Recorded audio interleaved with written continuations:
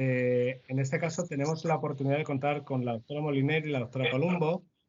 Por haceros una pequeña presentación, la doctora Moliner, Belén Moliner, es la directora de la unidad de endometriosis del Instituto Bernabéu, desde hace un año coordinadora del grupo de trabajo de imagen de la SED, y bueno, pues acostumbrada a trabajar en reproducción asistida, y aparte de todo eso es titular de experta genética, bueno, un currículum fantástico. La doctora Palumbo es la fundadora y directora médico del Centro de Asistencia de la Reproducción Humana de Canarias, FIVAP, en Tenerife, y especialista también en reproducción asistida con certificado del Board americano. Como veis, bueno, pues dos personas con una experiencia fantástica y sobre todo con algo que es importante, ¿no? para nosotros, que es la de mejorar las técnicas en reproducción asistida. Así es que, oye, os doy paso. Doctora Palumbo, creo que empezará usted, ¿no? Sí. Fantástico, pues Gracias, todo suyo. Gracias.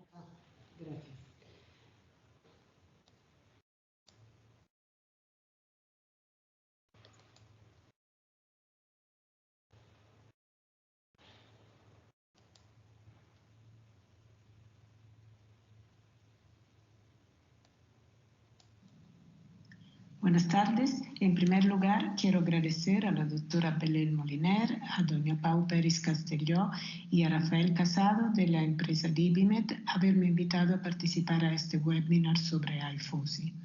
Mi nombre es Ángela Palumbo, soy endocrinóloga de la reproducción y trabajo en La Laguna, en el Centro de Asistencia a la Reproducción Humana de Canarias.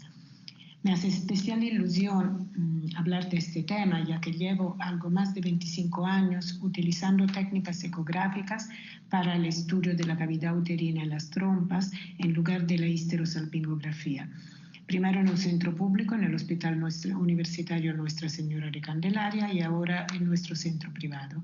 Y aprecio el gran desarrollo tecnológico tanto de la ecografía como de los medios de contraste que nos han permitido perfeccionar la técnica y hacer diagnósticos cada vez más precisos.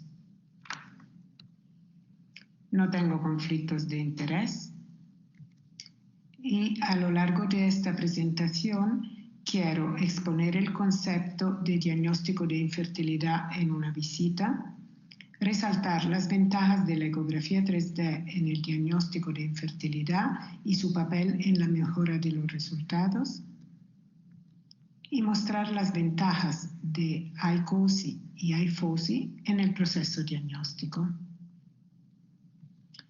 Quiero brevemente presentar nuestro centro, nuestros quirófanos, donde nunca falta un ecógrafo 3D, nuestro laboratorio de fecundación in vitro y en esta diapositiva presentar nuestra tasa de implantación que, la veis aquí en azul, ha aumentado en los últimos años frente a una disminución del número de embriones transferidos. Y como podéis ver, desde 2017 estamos transfiriendo aquí en naranja un solo embrión en casi la totalidad de los casos. Estamos convencidos que nuestro éxito depende no solo de las mejoras tecnológicas en el laboratorio de fecundación in vitro, sino también de la evolución de la tecnología de la ecografía 3D y de cómo utilizamos la ecografía 3D durante la evaluación y el tratamiento de cada paciente. Aquí podéis ver cómo hemos evolucionado de viejos aparatos difíciles de manejar a dispositivos ágiles y cómodos que facilitan el trabajo con la paciente y contienen softwares cada vez mejores y que nos permiten obtener imágenes con mejor definición. Empezaré mostrando esta imagen de un útero y trompas normales obtenida mediante IFOSI con XMFOM y comparándola con una histerosalpingografía tradicional. La información que obtenemos con IFOSI es comparable a la de la histerosalpingografía, con la ventaja que no requiere radiación ionizante y que la podemos realizar en la misma consulta sin que la paciente se desplace a un centro radiológico. Con este propósito, quiero subrayar la gran ventaja que representa para la pareja infértil la posibilidad de realizar en una sola visita un estudio exhaustivo de infertilidad, y es gracias a la ecografía 3D y los procedimientos que podemos realizar con ella. Las próximas diapositivas muestran un ejemplo práctico de cómo trabajamos durante la primera visita a través de la presentación de un caso clínico. Se trata de una paciente de 37 años, grávida 1 para 1, con esterilidad secundaria de 1 año de evolución y 2 ciclos previos de fecundación in vitro sin éxito. Después de una primera consulta telemática durante la cual se obtienen los datos relevantes de la historia médica y de infertilidad, damos a la paciente una cita presencial en un día 7 de ciclo, entre el día 7 y el día 10, en la que realizamos una ecografía 3D para valorar el útero, un recuento de folículos centrales y una sonohisterografía y aicosis, y además analítica y seminograma si necesario. Vamos ahora a ver cómo realizamos la ecografía.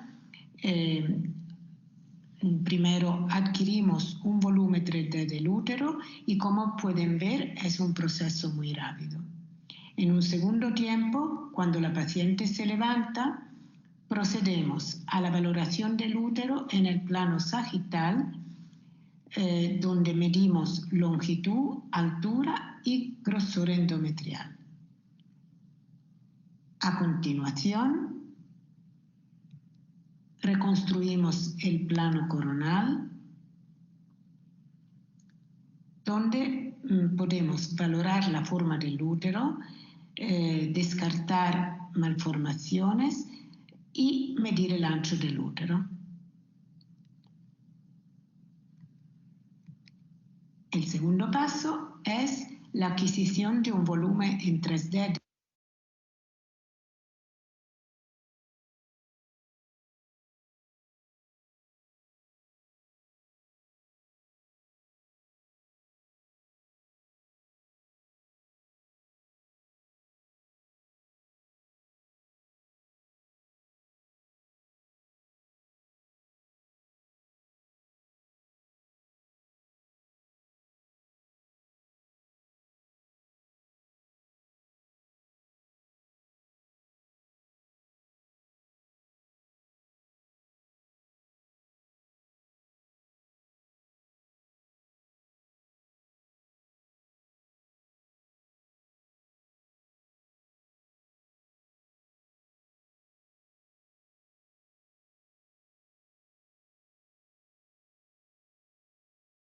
plano sagital. Aquí veis adherencias y micropólipos.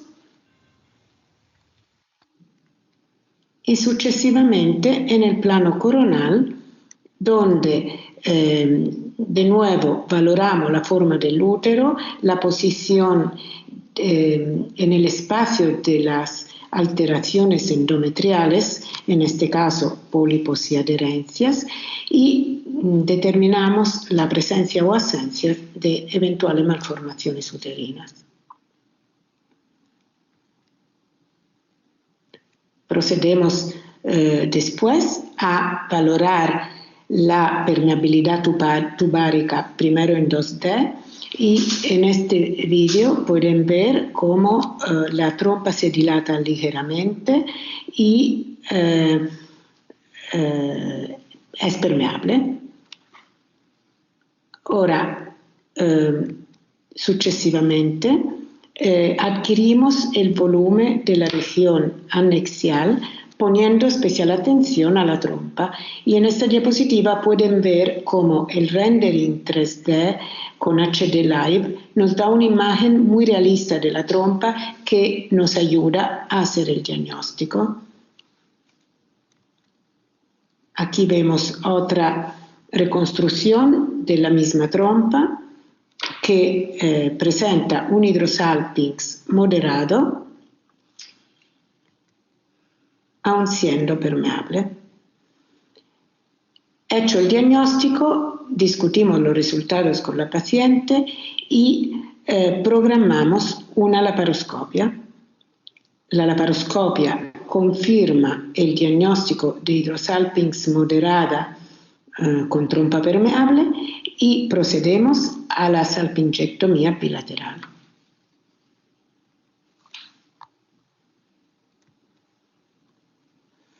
El aspecto del endometrio en la sonohisterografía, como podéis ver en esta imagen, y asociado a la patología tubárica, nos hicieron sospechar una endometritis crónica. Tras tratamiento antibiótico durante 2 semanas, realizamos una histeroscopia operativa que muestra endometritis persistente, como podéis ver, y este dato fue confirmado por la anatomía patológica. Repetimos 2 semanas de antibióticos y 1 semana después de terminar el tratamiento, una biopsia endometrial reveló ausencia de endometritis.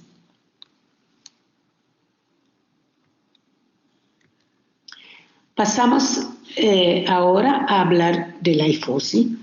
El Exem Foam es un polímero de celulosa y glicerina que, mezclado con agua, forma una espuma hiperrefringente que es un óptimo contraste ecográfico. Así es como lo preparamos. Tenemos que hacer este proceso 10 veces y este es el catéter que utilizamos habitualmente. Presenta un balón en su extremo y este le inflamos y lo retiramos hasta el cuello del útero.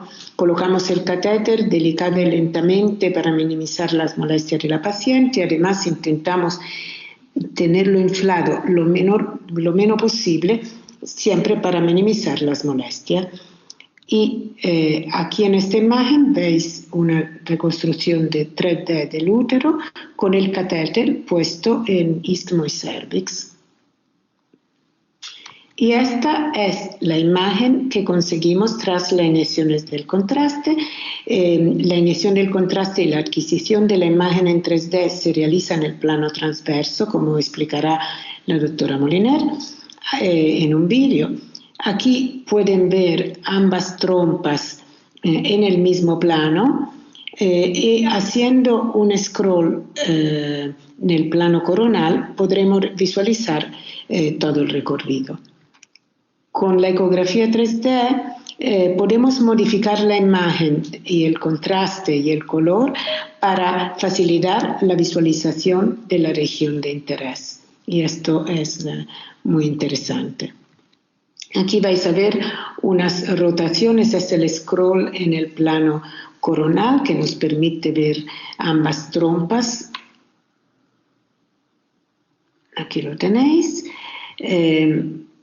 Esta es otra imagen donde primero aparece una trompa y después aparece la otra, siempre siendo el scroll en el plano coronal. Y aquí hacemos una rotación de la imagen en el plano I, también para estar seguro del recorrido de las trompas.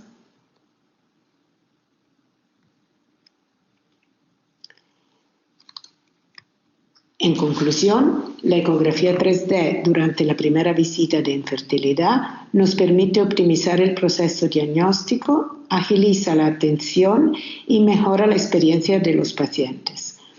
Y espero que con el caso clínico os he convencido de esto. La ecografía 3D permite la adquisición de volúmenes que pueden ser procesados posteriormente para la obtención de imágenes de todos los planos, tan precisa como la de un TAC o una resonancia magnética. Y esto tiene mucha importancia para realizar un diagnóstico correcto y llevar a cabo un plan de tratamiento en reproducción asistida. La sonohisterografía 3D y la hifosi tienen una eficacia comparable a la de la histeroscopia y la laparoscopia para la valoración de la cavidad uterina y las trompas.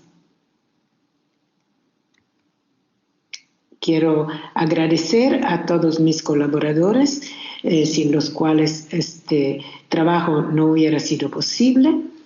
y a todos vosotros por su atención y podéis hacer las preguntas al final de estas dos presentaciones.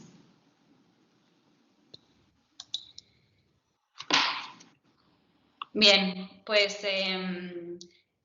como ha dicho la doctora Palumbo, las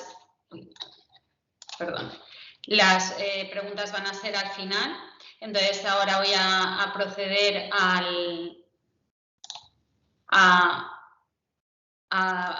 mi presentación, que es las otras aplicaciones del HIFOSI. Bien, lo primero es, bueno, yo soy la doctora Belén Moliner, soy la coordinadora de la unidad de endometriosis del Instituto Bernabéu.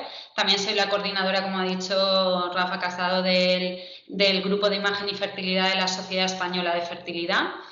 Y bueno, primero agradecer a DiviMed por haberme invitado a este webinar, es muy interesante y además pues me permite un poco explicar qué aplicaciones podemos tener en la medicina privada y bueno, muchas gracias por eso. Y también muchas gracias a la doctora Palumbo por habernos pues dado esta charla tan esclarecedora de cómo funciona la medicina privada. Al final, en una visita podemos diagnosticar a la paciente infértil y eso es importante en la medicina privada porque tiene una alta rentabilidad.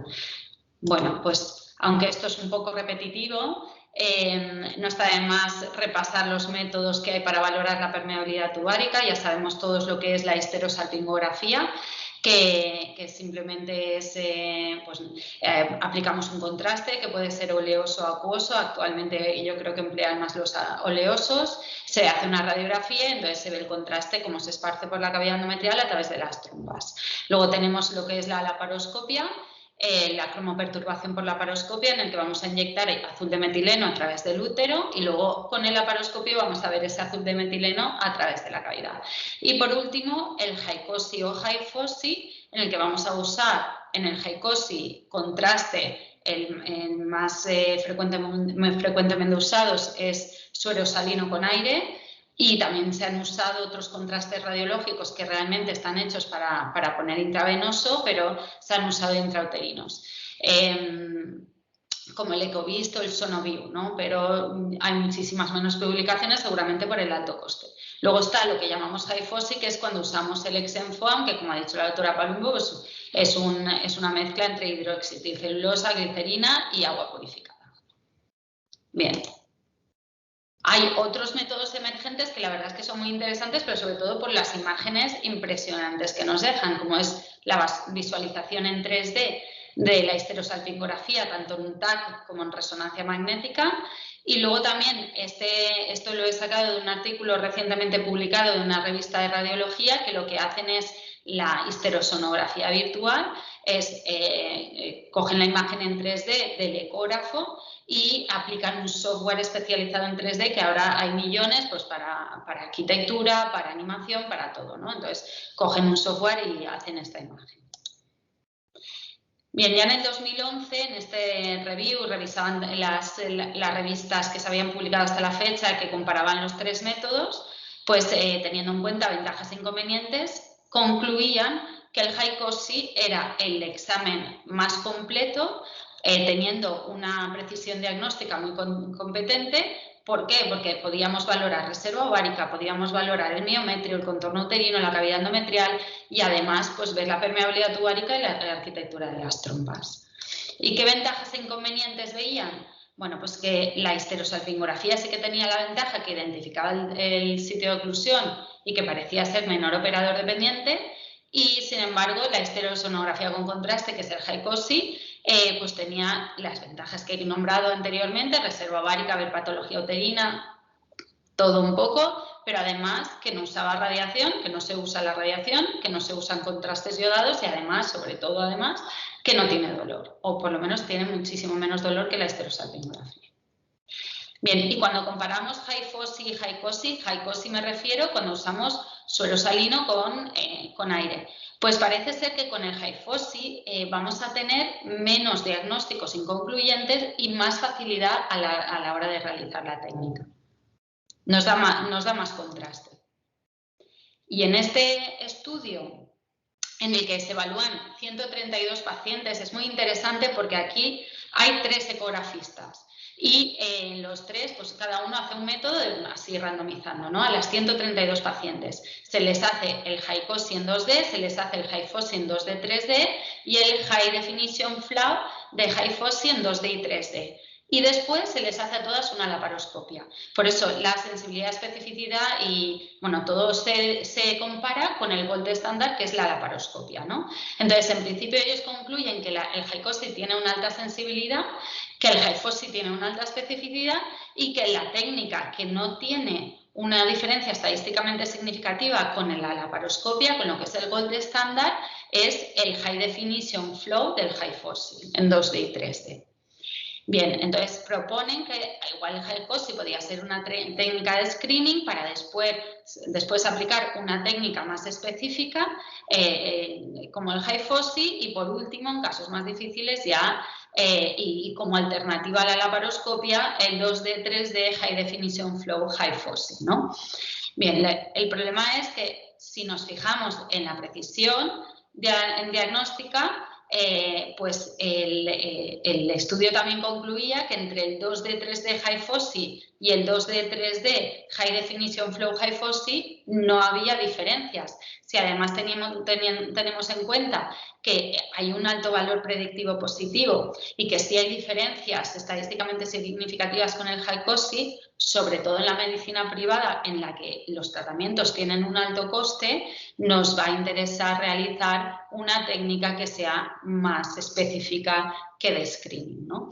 Entonces, aunque no hay un estudio de coste-efectividad y además cuando aplicamos el High Definition Flow, si tenemos evidentemente el ecógrafo no nos va a aumentar el coste, si tenemos el ecógrafo, claro está, si no lo tenemos y hay que comprarlo, pues no.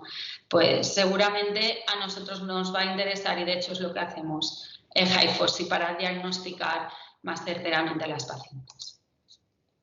Bien, y además, ¿qué ventajas tiene el HiFOSI? En este estudio publicado recientemente por el grupo español, por un grupo español que ha hecho un estudio multicéntrico, sabemos que el HiFOSI es fácil, tolerable, seguro y analizando todos los parámetros pues para ver dolor, para ver el diagnóstico, la instilación, la canalización cervical y los efectos secundarios, pues está claro que parece una técnica que puede realizar todo el mundo. Sí que es cierto, yo por ejemplo no uso balón porque duele a las pacientes, casi todas nuestras pacientes son nulíparas y yo no veo mucho reflujo de lo que es el exenfoam, pero bueno, si usas balón pues se puede utilizar el catéter que ha nombrado la doctora Palumbo, pues específico de HiFOSI, pero sí que me llama la atención el uso de POTSI para la canalización cervical, porque yo creo que no se utilizan los catéteres que nosotros, por ejemplo, en las unidades de reproducción, pues nos facilitan mucho esa canalización, ¿no?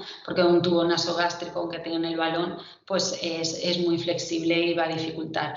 Entonces, en pacientes a lo mejor nulíparas que no nos haga falta el balón o que realmente es muy difícil, igual un catéter con memoria nos podría facilitar y mejoraría seguramente el VAS, la percepción del dolor de la paciente. Sí que cuando se compara si es necesario hacer el HiCoSI con 2D o 3D, pues la verdad es que no parece necesario hacer 3D, es decir, que hay que animar a todo el mundo para hacerlo si tenéis en el ecógrafo 3D o no. Pero si el que tenga 3D yo sí que animaría porque es cierto que es muy fácil, simplemente hay que bajar la ganancia, hacer en un corte transversal el barrido donde ya se va a poder ver las dos trompas y mira qué fácil, ya lo tenemos, ya se ven las dos trompas. Si ya después pues, quieres aplicar pues, el Magic Cut pues, para mejorar, porque hay que quitar todas las sombras que nos da el contraste, como veis aquí, y entonces pues así ya poder ver mejor la arquitectura de la trompa y ver cómo se esparce por la cavidad, pues eso se puede hacer y no es nada difícil, ¿no? Y además es bastante rápido. ¿Y qué circunstancias especiales vamos a tener en la medicina privada con respecto a la sanidad pública? Pues primero vamos a tener pacientes que van a tener más tratamientos anteriores porque son pacientes que muchas vienen de la sanidad pública y han hecho sus tratamientos allí. o son pacientes con edad avanzada que no han podido entrar en la sanidad pública. Entonces, estamos hablando ya de pacientes que son de peor pronóstico. Entonces, no nos va a interesar solo valorar la permeabilidad tubárica y valorar la patología tubárica, que hay veces que ya lo van a tener hecho de la sanidad pública.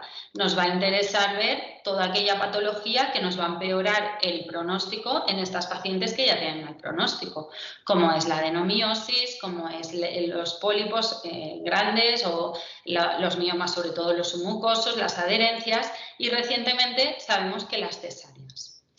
Además, en las pacientes con cesárea anterior parece ser que el Jaicosi nos va a beneficiar el poder visualizar mejor esa cicatriz de la cesárea. Entonces es algo ya una técnica habitual pues para ver.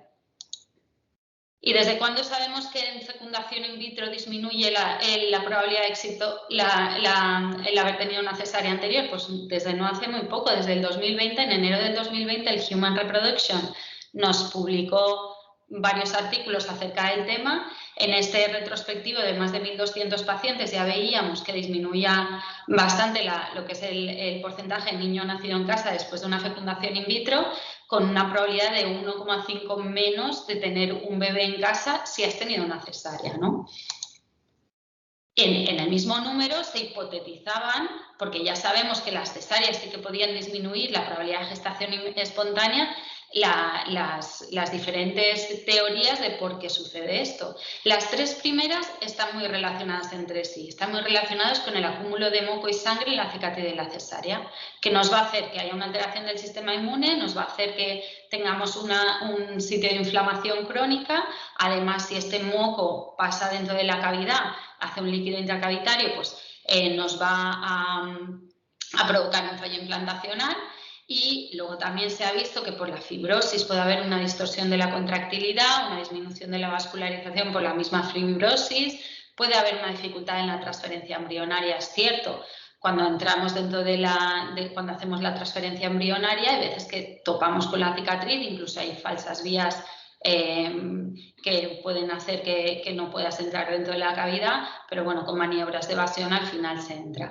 Y después parece ser que puede haber trauma psicológico, dolor en la cicatriz, que puede hacer que haya menos probabilidades de relaciones y con ello disminuir la gestación espontánea.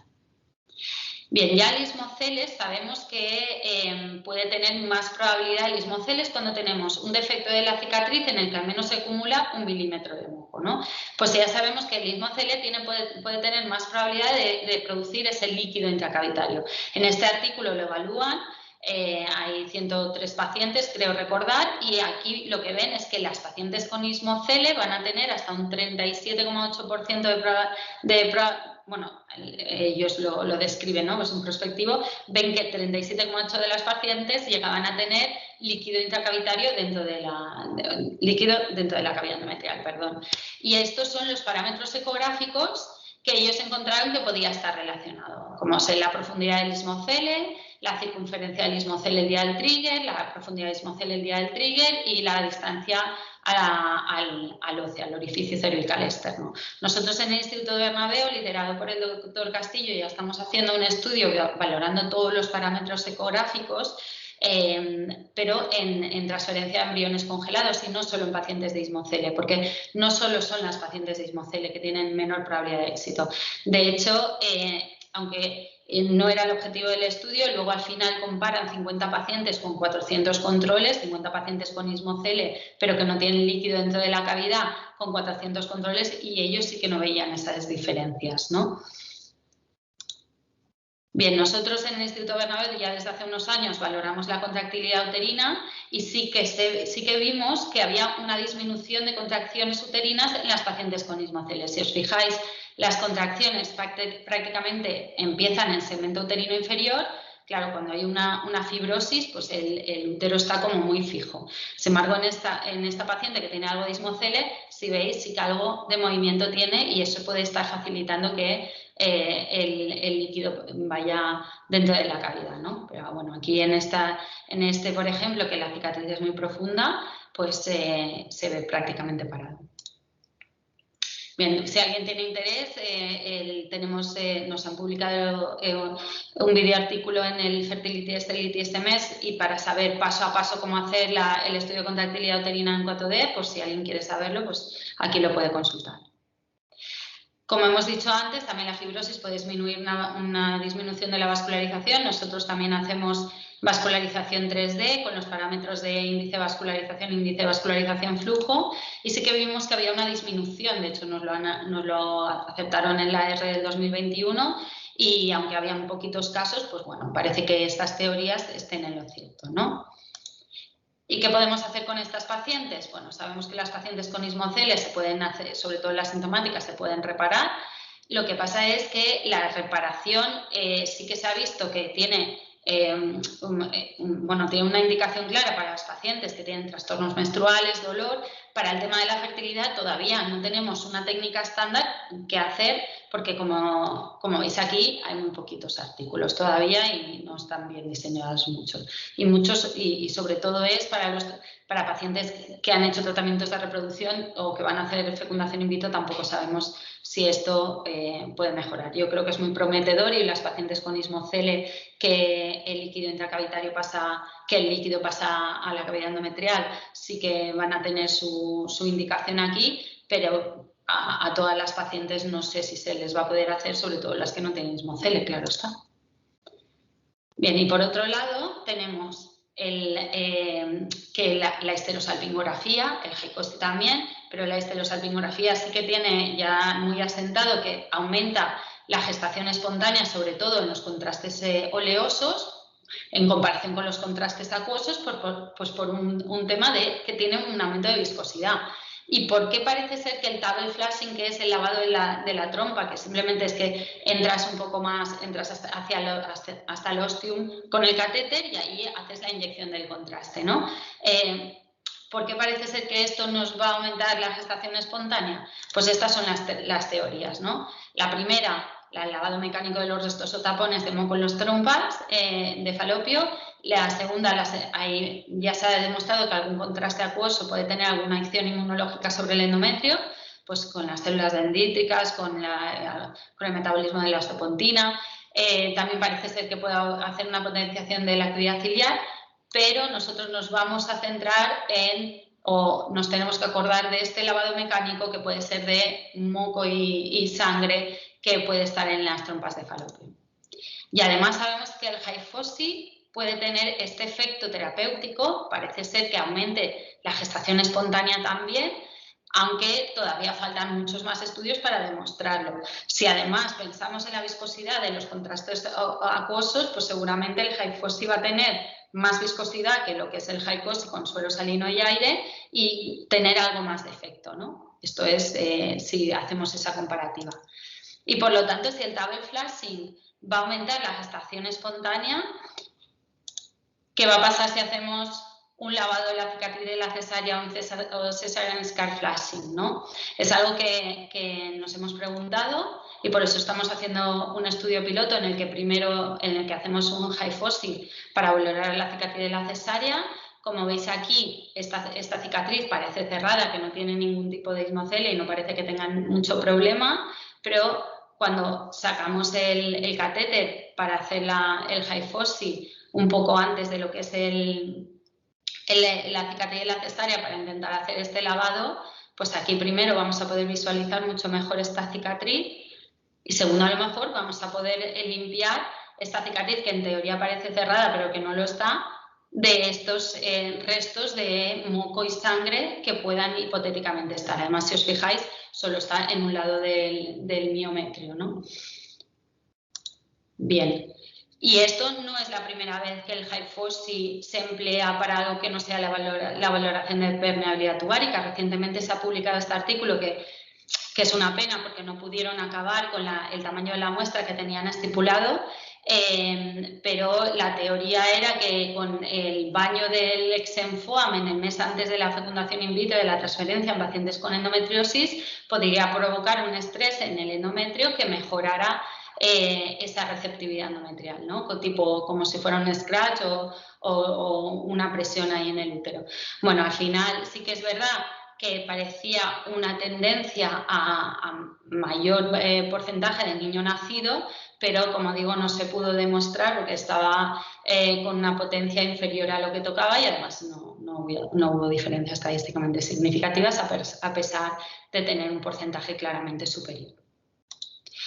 Y como conclusiones, pues el HiCOSI y HiFOSI se va a considerar o se tiene que considerar la técnica de elección para la valoración de la permeabilidad tubárica, que la canalización del cervix con catéter yo pienso que podría mejorarse o podría ayudarse con catéteres de transferencia embrionaria también, que el High Definition Flow Doppler pues, es la técnica más específica y comparable con la laparoscopia, que el flashing tubárico mejora las probabilidades de gestación espontánea, que la cesárea anterior parece que tenga menor probabilidad de gestación tras fecundación in vitro, por lo que hipotetizamos que seguramente el lavado o el flashing de la cicatriz pues a lo mejor puede mejorarnos los resultados de los tratamientos. Bueno, si aquí tenéis todos mis contactos, pues si alguien me quiere preguntar algo o quiere, no sé, decirme cualquier cosa, pues aquí estoy y aquí en todos los institutos. Bueno. Bien, pues ya. Muy bien, gracias. Vale, ya está. Perfecto. Pues aquí estamos y bueno, ahora pasamos a las preguntas, ¿no, Rafa? Sí, por eso. Vale. En el momento que alguien quiera o pueda hacer una pregunta, estamos abiertos ya en ronda. Genial, pues yo sí que tengo alguna pregunta para mi compañera Ángela, porque a mí siempre me sorprende cuando habla de esa primera visita. Creo que esto hace años no era pensable y con lo que se ha mejorado en los ecógrafos y en las técnicas, pues ahora sí. Entonces, sí que tenía la duda de si cuando encuentras un hidrosalpinx haciendo el HiFOSI, o cuando vas a hacer, porque haces primero la ecografía, supongo, ¿no? Entonces, si sigues con el procedimiento o paras y piensas, bueno, como va a hacer la laparoscopia y es el gold estándar, ya está y nos evitamos riesgos de infección. No sé, ¿cómo actúas en ese sentido? Sí, seguramente en esa ecografía previa, si identificamos la presencia de un hidrosalpinx, se hace casi inútil seguir con HiCOSI o HiFOSI. No tanto porque es un riesgo inútil, ¿no? Cuando está clara la presencia de hidrosalpinx. Cuando hay dudas, cuando a lo mejor hay una historia de infecciones previa, etcétera, y hay duda que se puede encontrar una hidrosalpinx, realizamos la HiFOSI con cobertura antibiótica, cosa que habitualmente ya no se considera necesaria si no hay factores de riesgo. Con lo cual,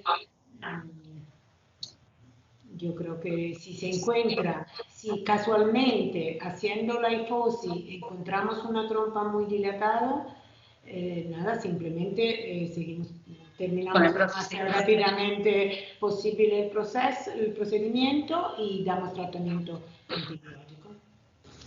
Bien. Doctor Bernabeu, díganos. Yo tengo una pregunta. Bueno, ante todo, felicitar a Divimed y a Rafael Casado por la iniciativa.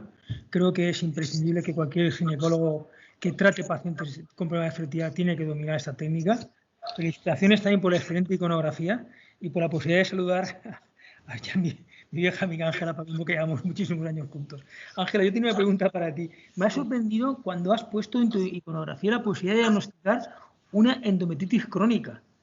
Sí. Es que yo creo que puedo entender que la histeroscopia es complementaria a la ecografía y quizá la histerosono quizá no nos dé un poder diagnóstico muy elevado. A ver, la histerosono muchas veces nos enseña un endometrio polipoide, presencia de adherencias y sospechando la endometritis crónica, nosotros hacemos en paralelo, ¿no? Todas las pacientes somos nosotros mismos que hacemos la histeroscopia en la mayoría de los casos y tenemos una correlación, no te digo matemática, pero casi, cuando sospechamos, pero la histerosono para la cavidad uterina la hacemos con solución salina, porque cuando pones el gel ya no pierdes el contrato. Entonces, entonces ahora, digamos, estamos evolucionando a utilizando primero la solución salina y luego el Epsom foam para las trompas. Ok, pero te aseguro, cuando hay pólipos son micropólipos, no es grandes pólipos, sino micropólipos. Y lo ves luego en la histeroscopia, haces la anatomía, biopsias miradas, anatomía patológica con búsqueda de plasmacélulas y realmente encuentras positividad y una correlación muy buena. Y realmente, como sabes, la endometritis crónica es uno de los factores que se considera ahora más importantes para los abortos de repetición, los fallos de implantación y todo eso. Entonces, me parece interesante con la Sono poder hacer eso. Y si piensas bien, todas las pacientes con hidrosalpinx, ya una hidrosalpinx es una indicación casi, no te digo cierta, pero casi cierta que hay una endometritis crónica. De hecho, nosotros antes, cuando cuando teníamos pacientes con hidrosalpinx, hacíamos la laparoscopia y la histeroscopia en contemporánea. Ahora hemos visto que no vale ni la pena, simplemente hacemos la histeroscopia, le damos las trompas o las quitamos en los casos y luego, después de 15 días de antibiótico, que ya no usamos solo la doxiciclina, sino siempre la asociamos a Flagyl durante 15 días, entonces en ese momento hacemos la histeroscopia. Y este es el caso que he presentado, por ejemplo. Y aprovechando que estoy, pues una pregunta común. Al igual que antes Belén nos comentaba que con la histerosalpingo tradicional aumentaba la posibilidad de embarazo espontáneo, ¿vosotras empezáis ya a notar si esa tendencia también se está dando con la isosis? Sí, yo creo que cualquiera, bueno, no sé si contesto yo primero, Belén, lo de nosotros ya hace años, como sabes, con la histerosalpingografía y sobre todo, como dijo Belén, con los medios oleosos, veíamos un aumento importante, ¿no? De hecho, en los viejos tiempos se dejaban hasta 6 meses después de la histerosalpingografía por si se quedaban embarazadas. Ahora, claro, eran otras pacientes, otra edad, etcétera, ¿no? Ahora no hacemos eso, pero vemos que decimos a todos los pacientes de tener relaciones enseguida después de la Sono, hasta en el mismo ciclo, y muchas se quedan embarazadas. También.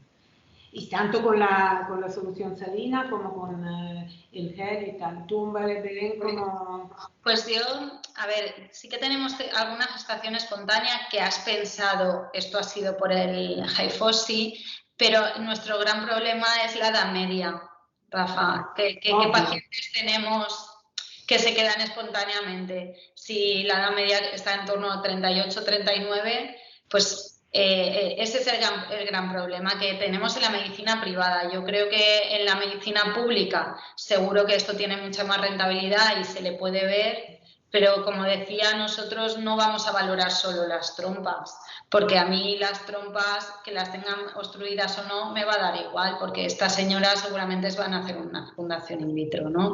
Y muchas ya vienen con el diagnóstico hecho. Entonces, aunque sí que tengo alguna y la tienes ahí en la memoria diciendo esto sí que ha sido por esto, no es lo que vemos aquí. Muchas gracias. Por eso hablé de los viejos tiempos. Sí, exacto. Digamos tiempos pretéritos, Ángela.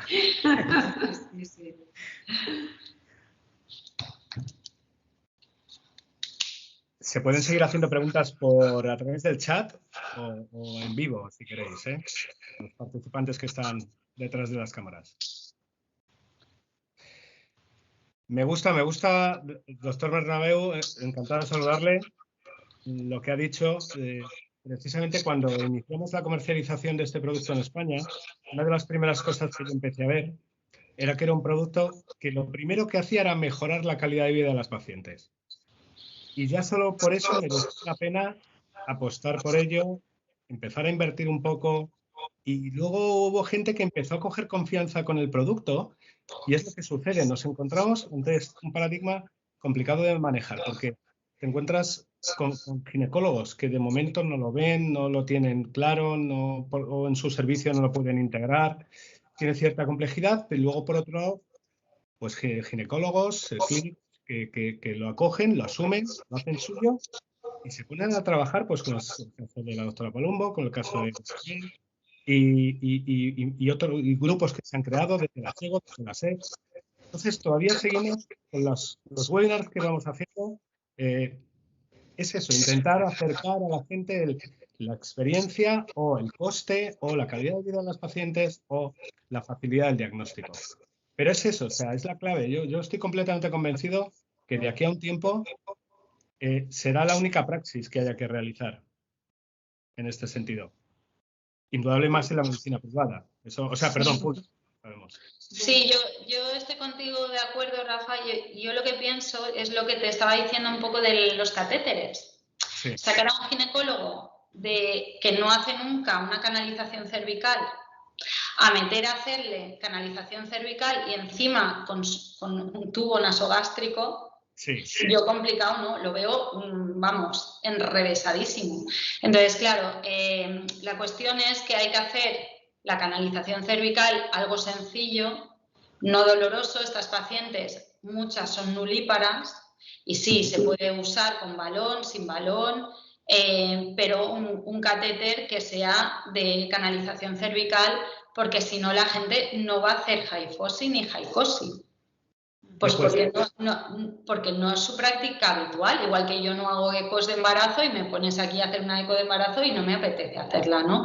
Entonces hay que facilitar el material y saber cómo hacer la canalización cervical, porque eso es lo que impide a los ginecólogos hacer esto.